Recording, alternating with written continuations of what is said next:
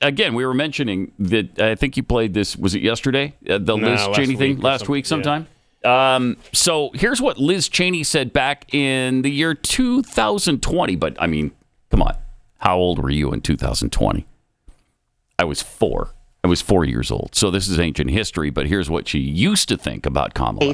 As somebody who is a centrist, and in one fell swoop here, he has put somebody on the ticket whose voting record in the Senate is to the left of Bernie Sanders and Elizabeth Warren. Oh. So I think that the American people are going to look at the substance of this. They're going to look at what she stood for in the past. They're going to look at what she said during the primary election, and it's very clear. She is a radical liberal. She's somebody that has said we ought to spend $32 trillion on Medicare for all. So if you look at her record as well in California, she did, in fact, essentially ban gun sales with executive action. And she threatened during the primaries to do the same thing if she's elected, if she as somebody who is a centrist. And in one fell swoop here. Yeah, okay, just repeated itself.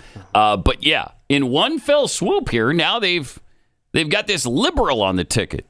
Extreme left-wing radical liberal. But she's good with her as president. She's good with her now. It was vice president that Elizabeth Cheney had a problem with. Because you can't give a radical that kind of power as vice president, but we can make her president. Her and her dad are just nuts, man. I've never been a huge fan of the Cheney family, but that holds especially true now. Glenn set out this. It's interesting because Liz Cheney and Dick Cheney and all of these people over the years, Adam Kinzinger, Bill Kristol, who have been so critical of other conservatives who actually stick to conservative values. It's been fascinating to watch them do a complete 180 on their supposed principles, and now they all support Kamala Harris.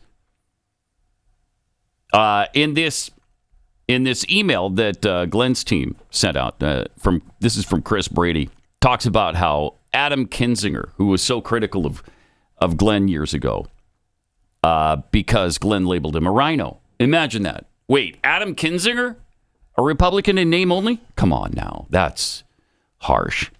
He said then, here's what Kinzinger said. The perception is, if you do one thing out of line with what's considered hardcore conservatism, or what Glenn Beck says, or what Mark Levin says, then you're a rhino.